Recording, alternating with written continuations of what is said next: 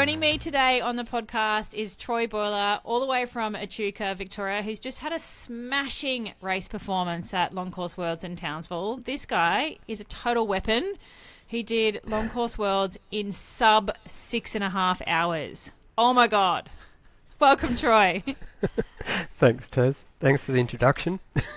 We just got to set the scene, mate, because, you know, you've only just joined us in the Triathlon Nutrition Academy program, and I know you a little bit, but not heaps yet. And I was blown away. I was like, man, this guy is a weapon. He's so quick in the water and the bike, because you did that race, you know, off the back of major injury, and you didn't do any running, and you can still pull a sub 6.5 hours out of your ass. Like, that's the type of athlete we're dealing with here, people. Yeah, I was pretty happy with it. Imagine what you could have done if you had a solid block of running behind you. Yeah, I suppose with the result, that's I thought about it later and thought, you know, I was very happy with the result. Then I was disappointed because I'm like, oh, what could I have done if I actually, you know, could have really had a crack at the run. So, yeah, never satisfied. No, you can't think like that, though. I think it was great to just toe that start line, right? Tick. Yeah, well, that was always going to happen. It was just at what capabilities. Yeah, obviously I had a stress fracture that I got 10 weeks beforehand. So 2 weeks before Cairns, and then managed to do Cairns, but yeah, had to have 6 weeks off after, and yeah, so got 3 weeks of running in before Townsville. So yeah, bit. No time like the present. No, that's it. So you have only just joined us in the Triathlon Nutrition Academy program back in July, so only a couple of months. You're still in phase one. You're about 6 weeks into the program. Yeah. And what I love about Troy is that in just a few short weeks, he is like going from strength to strength. So before we dive into all of that, how did you get into triathlon in the first place? I was always team sports, so it never really occurred to me, you know, I'd never had any interest in, you know, triathlon, running or riding. Swimming, I used to swim as a kid, so I always had that behind me. I actually did my back about 7 years ago. So I just started back swimming again, and which was cool, and I joined a group, a swim group, and all of them were triathletes, so they like kept egging me on. Come on, do a triathlon. I'm like, no way, I don't even own a bike. So triathletes are so good at that. They're like, we do this cult, so you should join the cult too. Yeah, and they just guilted me. So pretty much, I said, yep, okay, I'm going to do an Ironman, and everyone laughed at me, and because I was overweight, unfit, drank way too much. So next day I'm in buying a bike that I had no idea what it was. I didn't know the difference between a triathlon bike and a road bike. So got the last one installed because it was the COVID era. So yes. Yeah, that all sold out. Got the last trainer. And that was it. Rest is history. The rest is history? Yeah, 4 years ago, I'd say. Yeah, not quite 4 years ago. And did you do that Ironman? No, I haven't done an Ironman yet. So the first thing I did, I booked in Geelong 70.3. That was going to be my first triathlon. But it got postponed, so I ended up doing a sprint triathlon beforehand, a local one. And then, did Geelong. And what's the game plan? There's a game plan for you to go to Kona one day? What do you want to achieve with swim, bike, run? I don't have the passion for Kona that everyone does, and I think it's because I'm new. I've got mates that have been doing it for years and years. It just Kona is all they want to do.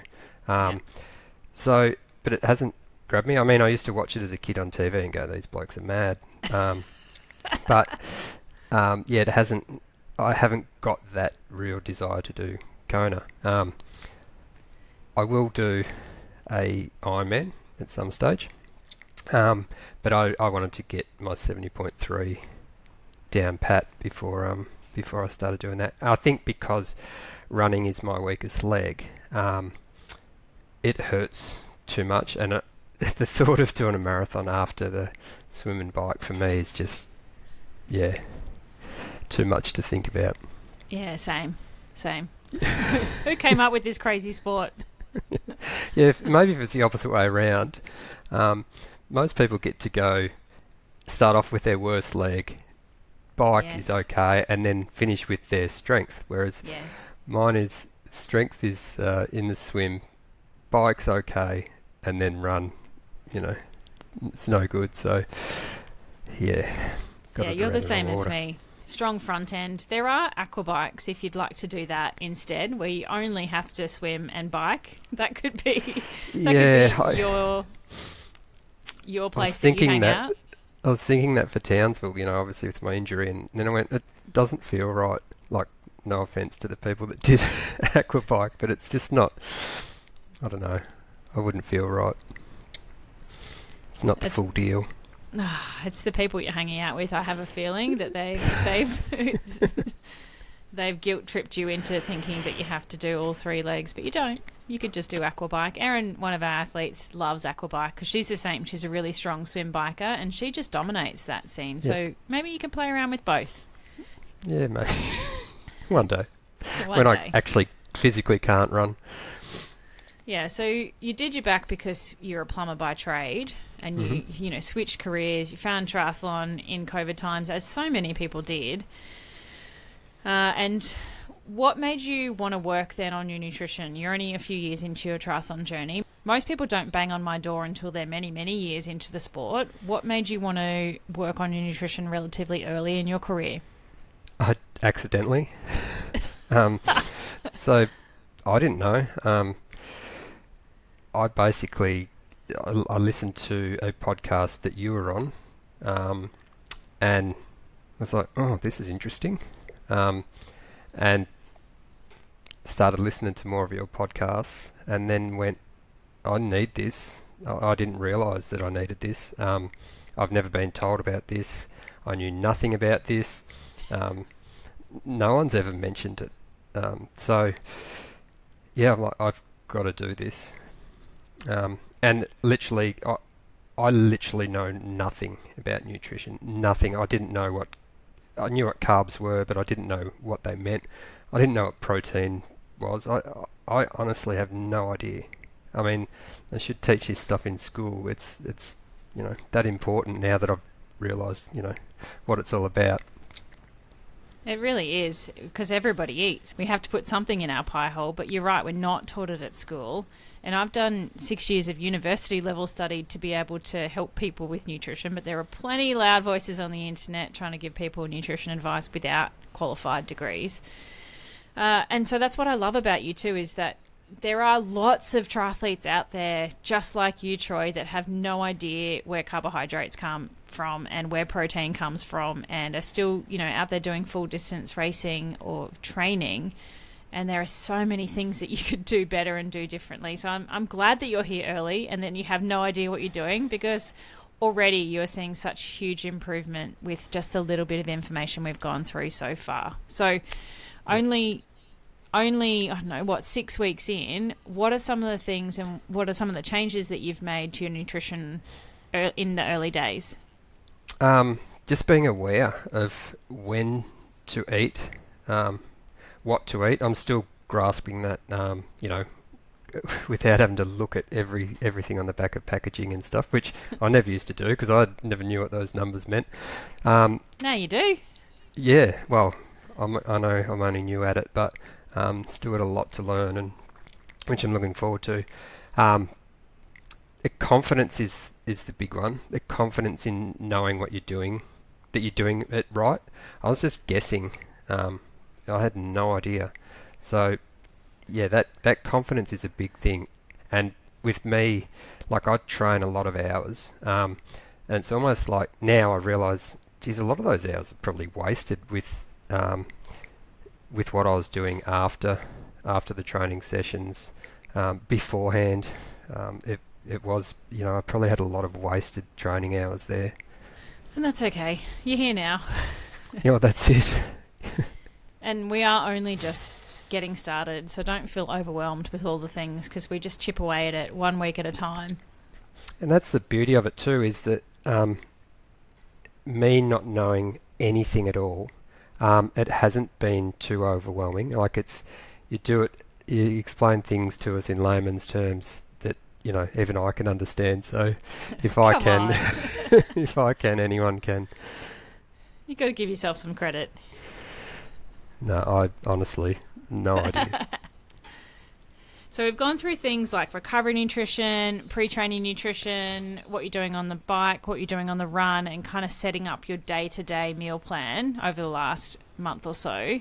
Has anything that we've talked about so far been like crazy difficult to achieve or crazy difficult to action?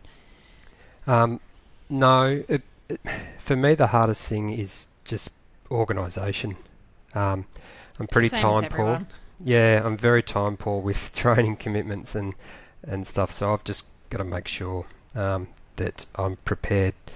Organised is the big thing for me, and been the hardest thing. But that only gets easier as it becomes a bit more second nature with the meal preparation and that sort of thing. How many hours do you think you're spending a week now on getting nutrition organised for yourself that you weren't doing before? It's probably only maybe half an hour to an hour a day, maybe. Maybe not even that. I wasn't doing anything before. It was more so I'm thinking about things in advance. So if I know I've got a big training session on, the following day, I make sure that I pack everything that I need that day for lunch, instead of just grabbing something and hoping for the best. At least it's got a purpose now, what I actually take and eat now. Everything has a purpose, and it's good. Yeah, so it's kind of less overwhelming to have a plan, to know that you've got this plan and all you have to do is just get it organised and the rest will take care of itself. Yep. And that's that, like I was saying, with that confidence thing, you're confident, like if you know it's right, it's easy to do. Whereas before, where you wing it, it's like, I don't know if this is the right thing. But I'll give it a go anyway. Hopefully it works. We'll see. But at least now I know that it works, so I can actually, I'll do it. If I know it works, I'll actually do it. Not if, I'll just wing it. And you have had like really rapid results. Most people in the first couple of weeks are like, oh my God, Taryn, I didn't realise I could feel this good. But what sort of things did you notice, even in the first 2 weeks, that started to happen for you when you started to pay more attention to your nutrition? Well, obviously, like I said, with the training that I do, I'm always tired. So the biggest thing was my energy availability. I go to bed early, and I noticed significantly in the first 2 weeks that I go to bed and I'm just wide awake. It's crazy. I'm like, what's going on? And it was, you don't notice little changes, but I actually noticed this because it was such a big change, which is that was pretty crazy. You told me that we were just lying in bed staring at the ceiling going, oh my God, what is going on? Yeah, pretty much. Usually you pass out as soon as your head hits a pillow. But then it's all like a snowball effect. Everything's, I'm less tired, so I'm training better, so you're getting more out of your training. Everything just snowballs. So it's, you put one good thing into place and everything just carries on from that. Yeah, and like I said, rapid results. Like this was in the first 2 weeks. What are you doing with that extra time or energy in the evenings? Anything Nothing. productive? No, just scrolling. Funny.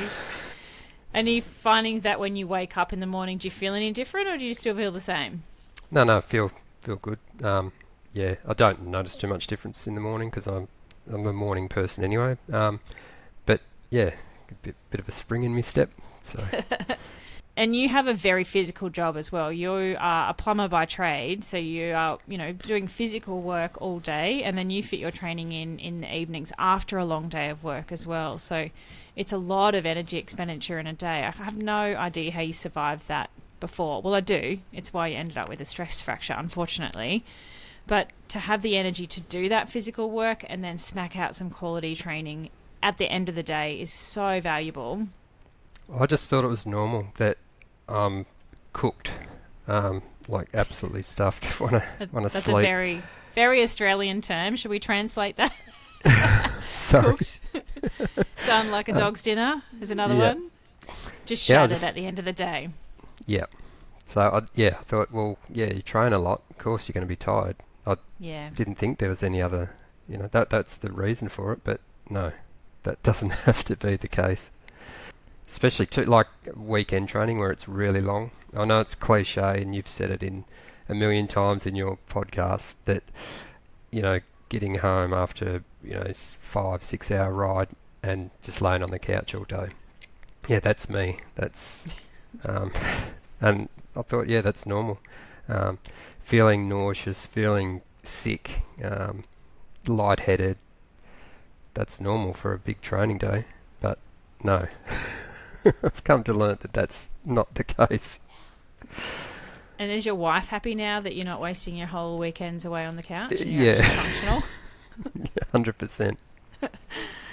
Not risking divorce anymore, thanks to triathlon. Yeah, it can be brutal. Yeah, funny. One of the things that we did before you smacked out that epic time at Long Course Worlds is a little bit of help with your carbohydrate loading plan. Now, carbohydrate loading isn't something we cover until we get to phase 2, but because you have access to me every week in Power Hours, we did that early.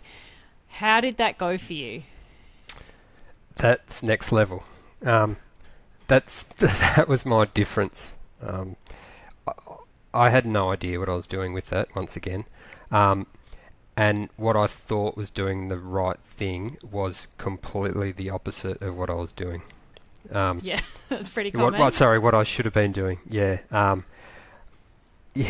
What I was eating was just wrong. And I honestly thought I was doing the right thing. But I didn't know. It was just a hope.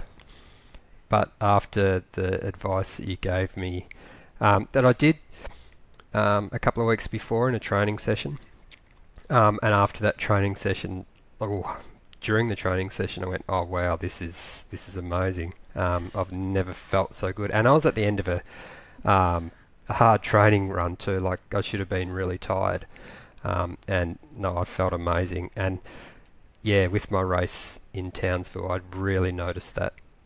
Where I should have been dying in the arse, I suppose, and where I always got to the run and felt terrible, like not being able to wave to mates or say g'day or thank the volunteers. When I get to that stage where it's just glazed eyes and just get this done, it was completely the opposite. It almost felt like I had a kick, and I'm thinking, I've got to die here soon, and then you're like, no, it's not happening yet. So I put that down to definitely the carbo loading beforehand, because Townsville as well is my longest race. That's the longest I've ever done. I've never done longer than 70.3. So I was expecting to die in that run, and it never came. So yeah, I was able to enjoy it. It was good. It was a good experience to enjoy. It's crazy what you get used to, isn't it? You think that it's just normal to have this deep hole at the end of a race that is expected and it's normal, or to feel so tired and so fatigued all the time, to then go, hang on a minute, that's actually not normal. That's not what it's meant to be like. You can't continue doing that as well. Like, it would have got to a stage where I might have done, 20 70.3s and gone, I'm done. Like, this hurts too much. So I think this, might have prolonged it for a bit more. Sorry, mean well. Yeah. So where did you get your carb loading advice from before, and what was so wrong about it? Friends. I didn't even see anything on the internet about it, so I can't even say I looked there, but I just thought that eating healthy and doing all these things that are going to be good for my body and whatever was going to be the way to go, like as you'd think it would. But yeah, I was completely wrong. It's okay. We got you sorted from here on in. Yeah, I can't wait to actually learn it properly. Like you said, we haven't even crossed that path yet, but yeah, I can't wait to actually do it properly and really dive into it and dial it in. Yeah, well, you did do it properly, but I just fed you what you needed to do. Whereas in our program, I'm going to teach you like why it's important and then how to do it no matter where you are and what stage you're in and what type of food you're eating and where the race is and what country it is and all those sorts of things. We just did it basically for Townsville Worlds based on what I thought you needed. And thankfully, we nailed it first go because... Yeah, it worked. It worked, and it worked like, rocket fuel. It was great. So I really feel bad for whatever you were doing before, because for that to have such a huge impact, you must have done, not a lot of nutrition pre-race. No, it was, like I said, after what you gave me for this and that training run that I had, I'm like, oh man, I've been doing this so badly. How did I really, I don't know how I actually enjoyed any events that I did. Like I had a couple where, I finished off really well and strong and thought, oh yeah, this is good, but I had a lot that I didn't. That's why it's so good getting some nutrition support early on in the journey, because you can listen to noisy friends and, chuck stuff on the internet, but it's really hard to get actually good advice for you and your situation. And most people don't invest in their nutrition education till way further down the track. So I think the most value comes from doing it right in the beginning, because you can set your training program up, and then as soon as you've got that sorted, you want to layer in all of your nutrition principles right then and there. I always talk about the supercharged zone, where we've got all our training and we've got all of our nutrition principles, and where they intersect like a little Venn diagram, that bad boy there in the middle is where the magic happens. We've got so many beautiful adaptations that our training program is designed for, to get you fitter, faster in whatever way you need to. But I don't understand why athletes don't go, okay, now how am I going to support that maximally with what I put into my engine? Because we treat it like just a beat up piece of garbage and expect it to still perform like this high performance machine that your training program is, and our mindset probably is, but you can't just put the cheap economy crap in and hope for it to perform at a high performing level. Yeah, no, completely agree. And like I was saying before about your longevity in the sport, if you're like me and you push, I'm the type that if you're not crawling over the line, well, you haven't had a crack. So you haven't gone hard enough. Yeah, I make sure that I completely empty the tank, and I'm there. Like, a lot of people do it for fun, but I'm not wired like that. I'm very, very competitive. So that doesn't have a very long shelf life, I don't think, if you're not doing things right on the nutrition front, because, like I said, those races, they hurt if you're absolutely emptying the tank. And you just get to a stage where you go, I'm done. I can't do this anymore.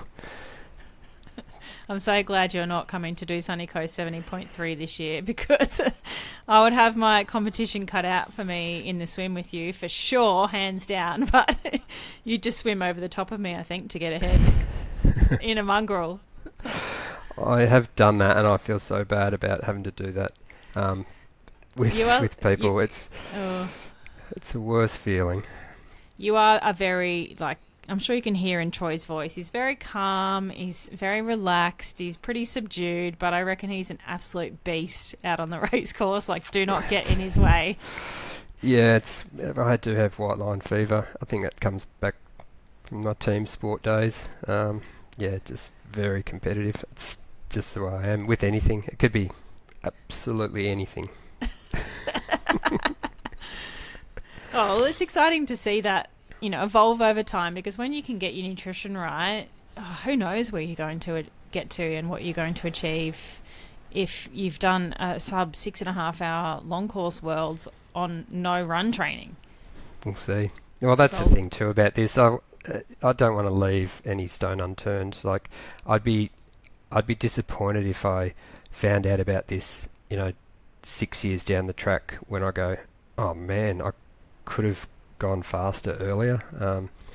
Yeah, I want to get the most out of everything. So yeah, makes sense. It does make sense. It does make sense to me, and it does make sense to you now, but there are plenty of people out there that it still doesn't make sense for. So do you have any advice maybe for those people that are thinking, nah, I'll just keep doing it myself, I don't need this yet, or I'll do it later? Anything that you would say to those people? I guess I didn't want to be cliche and just go, just do it, just do it. But I don't know, like I was saying before, if you don't want to leave any stone unturned, if you want to get the best out of yourself, if you're like me and want to keep improving, keep getting better, well, surely you've got to give it a crack. It's like, what have I been going, 6 weeks or something, and I can notice a difference. And actually, I can't wait to do a race that I've done before recently, just to see the comparison. I know you can't compare every race, but just to see the comparison. But I know already, just with the way that I feel with racing, that there's definitely improvement there, and I've only just touched the surface. So if you want to go into races and you're training with no regrets, well, yeah, you need to get this nutrition stuff right, because I didn't know how important it was, but yeah, it's up there. And I'm pleased to say that you do know now where carbohydrate comes from. You know how to get protein. You know how to build your plate for what training day you've got ahead. Yeah, and some myths have been debunked as well, like things that I thought were fact, aren't necessarily fact. Just because it's on the internet doesn't make it true. What sort of things are you talking about? With this stuff, like what I was eating beforehand, with like my meat-based stuff, a lot of milk, that sort of stuff, myths around that made sense to me by watching, programs that totally, made you think that these things were bad. But yeah, learning that sort of stuff from someone that actually knows what they're talking about is good. All food is bad for you if you're in some corner of the internet somewhere. Everything is bad. Just Oats keep looking until you find something. Yeah. If you want to find it, you'll find it. Every food is bad. Milk's bad, meat's bad, peanut butter's bad, oats are bad, everything's bad. Yeah. Well, I'm so excited to watch you grow and evolve over this program. We will have to get you back when you're at the end of it and you've done your first full Ironman.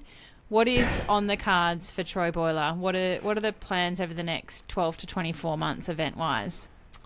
Well, I hadn't booked in anything after Townsville because I thought, I'm going to be cooked. Sorry, use that word again. It's all right. But as soon as I got back, so on Thursday, I've gone, right, I just booked in Western Sydney, which is in 3 weeks. Because I felt so good, and because of the confidence I had with how everything went, I'm really confident to have smash out another good race. So, that's next on the agenda. Yep. Then we'll see what happens from there. Then after that, we'll focus on trying to go to Wollongong next year for the Olympic distance worlds. Yep. That's the next focus after. I'll do Western Sydney just for a bit of hit out and go from there. And can you add Sunny Coast 70.3 to your list for 2025? Yeah, one day. Maybe. Yeah, definitely. We'll get the crew together, get the band together. There's going to be some major FOMO. Actually, I can't say that because this will drop after Sunny Coast. Never mind. Yeah, okay. So how long do you think it'll be before you sign up for that first full distance event and give that a good nudge? Well, I was having a chat with my coach the other week and talking about what the plans are. We're sort of thinking maybe something big for my 50th. So I think that'll be the year. Love to do Cairns Ironman for my 50th maybe. And what year is that? What year are we aiming for? 27, 28. 2027? Although it'll be before then because it's the year you turn that, yeah, so. So you want to do it in the next age group up? Yes, yeah. Be the fresh one in the next age group up. Yep. Not that matters in our age group. It's just so competitive all the way through to 60. Like, it's crazy. Yes. It's only getting worse over time as well as more and more people fall in love with the sport and athletes just get better and better. That's what the thing that grabbed me the most when I first started was, like, I was thinking, oh yeah, I'm in an older age group and they'll be, pretty slow. But man, and then they don't get any slower as the age groups go up. It's crazy. Some of these guys are freaks and girls. They've just got a long history of endurance training and a big diesel engine base that they've been building for the last 30 years. Yeah. You're I've got a behind the bit of eight catching ball on up. that. Yep. I'll get there. But you'll have nutrition on your side, which will be good. Yeah, can't wait. Oh, well, thank you so much for joining me, Troy. Troy did not want to do this at all. He's done a great job. He's probably been weeing in his pants all day in preparation. But thank you so much for sharing your story. I really wanted to get your story out there because it is so interesting, but I know there is a lot of people in the same boat as you that have no idea about nutrition, are really good quality athletes, and you just need to combine the two things together and magic happens. That's it, exactly. Thank you, legend. I'll see you at Power Hour soon. Thanks, Taz. Phew.